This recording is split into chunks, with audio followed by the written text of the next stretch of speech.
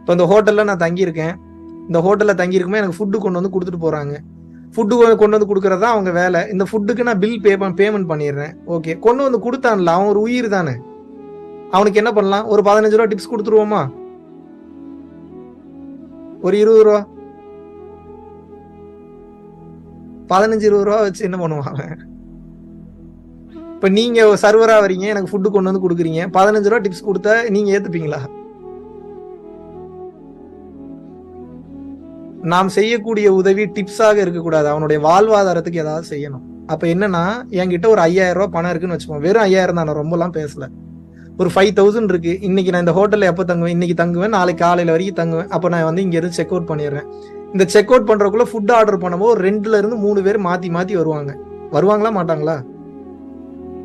இந்த 2ல இருந்து 3 பேருக்கு ஆளுக்கு 200 ரூபா கொடுத்தா என்ன ஆச்சு? 3 பேருக்கு 600 ரூபா. 5000 ரூபா வச்சிருக்கீங்க, 600 ரூபா கொடுக்க மாட்டீங்களா? இப்ப 100 ரூபா ஒருத்தனுக்கு கொடுக்குறீங்க, இல்ல ஒரு 200 ரூபா ஒரு 3 பேருக்கு கொடுக்குறீங்க. அவன் மனசு எப்படி இருக்கும்? எவ்வளவுக்கு எவ்வளவு ஒருவன் மனம் குளிர்கின்றதோ அவ்வளவுக்கு அவ்வளவு உங்களது ஆன்மாவில் இருக்கக்கூடிய படலம் விலகும், ஆன்ம சக்தி வெளிப்படும். அவ்வளவுதான் ரகசியம். ரோட்ல போற ஒருத்தனை சந்தோஷப்படுத்துங்க, உங்க கர்மா ஒண்ணு கரையும். வீட்டுல இருக்கிறவங்களை சந்தோஷப்படுத்துங்க, கர்மா கரையும். எங்கெல்லாம் மனிதர்களை பார்க்கின்றீர்களோ அங்கே இருக்கக்கூடிய மனிதர்கள் எல்லாம் பணத்தை கொடுத்தோ, பொருளை கொடுத்தோ, அன்பை கொடுத்தோ, அறிவை கொடுத்தோ, உபதேசத்தை கொடுத்தோ, ஞானத்தை கொடுத்தோ, ஏதோ ஒண்ணு கொடுத்து அந்த மனசை சந்தோஷப்படுத்திட்டீங்கன்னா முடிஞ்சு. ஒரு வாரத்துக்கு முன்னாடி கார் எடுத்துட்டு போயிருந்தேன், பாலவாக்கம் பீச்சுக்கு போயிருந்தேன். சும்மா போவேன், அப்படியே போர் அடிச்சுன்னா போய் உட்காந்து கடலை பார்த்துட்டு உட்காந்துட்டு என்ஜாய் பண்ணிட்டு அப்படியே அந்த காற்றை வந்து ஃபீல் பண்ணிட்டு அப்புறம் கார் எடுத்துட்டு வந்துடுவேன். அப்புறம் தான் வந்து கார் எடுத்தா கார் நகர மாட்டேங்குது. நான் உங்களுக்கு பெரிய தத்துவம்லாம் சொல்ல, என் வாழ்க்கையவே சொல்றேன், எப்படி என் வாழ்க்கை மாறுச்சுன்னு சொல்றேன். இதெல்லாம் பெரிய தத்துவம்லாம் இல்லை, நல்லா புரிஞ்சுக்கோங்க. மெடிடேஷன்லாம் அப்புறம், முதல்ல பேசிக்க புரிஞ்சுக்கோங்க. என் கார் வந்து மணல்ல மாட்டிக்கிச்சு. நானும் ஆன் பண்றேன், அழுத்துறேன், வைக்கிறேன், நகரவே மாட்டேங்குது. நல்லா அடியில போய் லாக் ஆயிருச்சு. இப்ப என்ன மகாவிஷ்ணு சகலமும் பெற்ற ஞானி, அட்டமாசத்துக்கள் கைவர பெற்ற கார் அப்படியே தூக்கி இந்த பக்கம் வச்சிருவாரா? ஓவரா நம்மளே பில்டப் பண்ணிக்கிறதான் பிரச்சனை. நம்மளால என்ன முடியுமோ அப்ப அவ்வளவுதான் பண்ணணும், புரியுதா? இப்ப என்ன பண்ணணும்? கார் மாட்டிச்சு, என்ன பண்ணணும்? இழுக்கணும்னு நினைக்கிறேன், இழுக்க முடியல. போன் பண்ணி மெக்கானிக் வர சொல்றேன். எவ்வளவுங்க செலவாகும்? அது ஒரு பெரிய வண்டி வந்து இழுக்கணுங்கிறாரு. எவ்வளவு செலவு? 3500 ரூபா ஆகுங்கிறாரு. சரி வர சொல்லுங்கன்றேன். ஒரு 1/2 hourல வந்துட்டாரு, வண்டி எடுத்து கொடுத்துட்டாங்க.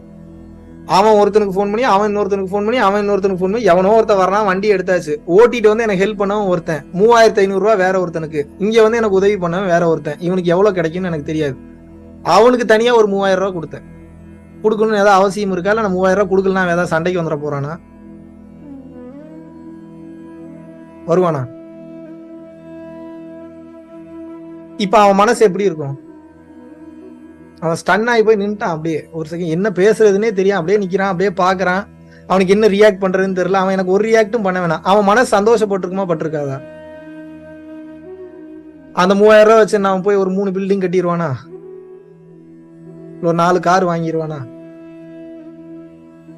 ஒன்னும் பண்ண மாட்டான். என்ன பண்ணிருப்பான்? அந்த 3000 ரூபா கொடுக்கும் போது அவன் மனம் சந்தோஷமாகுது இல்ல? இறைவன் இப்ப உங்களுக்கு ஆசீர்வாதம் பண்ணிட்டாருன்னு அர்த்தம். அர்த்தம் இல்ல, ஆசீர்வாதம் பண்ணிட்டார். எப்போல்லாம் இன்னொரு உயிரோட நலன் கருதி அந்த உயிர் நல்லா இருக்கணும்னு நீங்க நினைச்சு வாழ ஆரம்பிக்கிறீங்களோ அப்போதெல்லாம் இறைவனின் அருளை நீங்கள் பெறுகின்றீர்கள். சுத்தி இருக்கக்கூடிய ஏஞ்சல்ஸ் படார்னு வந்து உங்களுக்கு பிளஸ் பண்ணும். நல்லா புரிஞ்சுக்கங்க. உங்களை சுத்தி நடக்கக்கூடிய சுச்சுவேஷன் எல்லாம் உங்களை சோதிக்கிறதுக்காக வருது. இப்ப என் கார் அந்த மணல்ல மாட்டி இருக்கும் போது இறைவன் என்னை சோதித்தார். எப்படி சோதிக்கிறாரு? கடுப்பாகிறானா, டென்ஷன் ஆகுறானா, பொறுமையா இருக்கிறானா, எப்படி ரியாக்ட் பண்றான், எப்படி ரெஸ்பாண்ட் பண்றான். சரி, ஒரு ஆள் அமிச்சா அவன் வந்து எப்படி அவங்ககிட்ட எப்படி பேசுறான், திமிர்ல பேசுறானா, எல்லாத்தையும் பார்த்துட்டு இருக்காங்க. ஒரு வாரத்துக்கு முன்னாடி ஒரு ஃபாரின் கண்ட்ரில இருந்த சிங்கப்பூர்ல இருந்த ஒரு ஷாப்க்கு போறேன். போய் ஒரு மெட்டீரியல் ஒன்று பர்ச்சேஸ் பண்றேன். கேக்குதா? நான் பேசுறேன் கேக்குதா? ஒரு மெட்டீரியல் ஒன்று பர்ச்சேஸ் பண்றேன். பர்ச்சேஸ் பண்ணும்போது அந்த பொருளோட ஆக்சுவல் ரேட்டை விட அவன் ஒரு $500 ஜாஸ்தி வந்து அவன் கோட் பண்ணியிருக்கான். $500 சிங்கப்பூர் டாலர் கோட் பண்ணியிருக்கான். எனக்கு நல்லா தெரியுது ஜாஸ்தி. நீ ஏன்டா இவ்வளவு ரேட் வச்சு விற்கிறேன்னு கேட்கிறேன். ரொம்ப இல்ல சார், இது இப்படிதான் சார், அப்படிதான் சார். ஏதாவது பார்த்து கம்மி பண்ணி கொடுறா. இல்ல சார் பண்ண முடியாது சார். எவ்வளவுதான் கம்மி பண்ண முடியும் சார்? என்னால மிஞ்சி போன ஒரு $50 கம்மி பண்ண முடியும். சரி குர்றான்னு சொல்லி $50 கம்மி பண்ணி அந்த பொருளை வாங்கிட்டேன்னா அந்த பொருளுக்கு உண்டான ரேட்டு ஜாஸ்தி. ஆனா இதை நீ செலவுக்கு வச்சுக்கடான்னு அவனுக்கு ஒரு $200 கொடுத்துட்டு வந்தேன். ஒரு மாதிரி ஆயிட்டாங்க. அவனுக்கு எப்படி ரியாக்ட் பண்றதுன்னே தெரியல. கொஞ்ச நேரத்துல இவர்கிட்ட போய் சண்டை போட்டோமே, ஐயோ என்ன பண்றது ஏது பண்ற. அப்ப நான் வெளியில நின்று அப்புறம் போன் பேசிட்டு இருந்தேன். என்ன நினைச்சான்னு தெரியல, வேக வேகமா வெளியில வந்தவன் வேற 2 மெட்டீரியல் எடுத்து சார் இதை காம்ப்ளிமெண்டா வச்சுக்கோங்கன்னு கொடுத்துட்டு போறான். என் பக்கத்துல இருந்தவர் என்னை பாக்குறாரு, என்னப்பா என்னென்னமோ நடக்குது. நான் எதை விதைத்தேன்?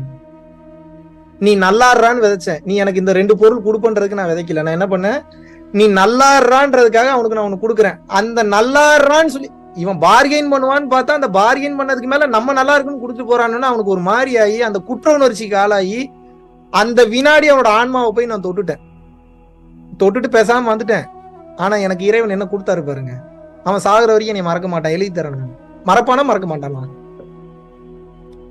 எப்பெல்லாம் அவன் என்னை நினைச்சு சந்தோஷப்படுறானோ அப்பெல்லாம் எனக்கு அருள் வந்து டெபாசிட் ஆகிட்டே இருக்கும் என் அக்கௌண்ட்ல. எப்படி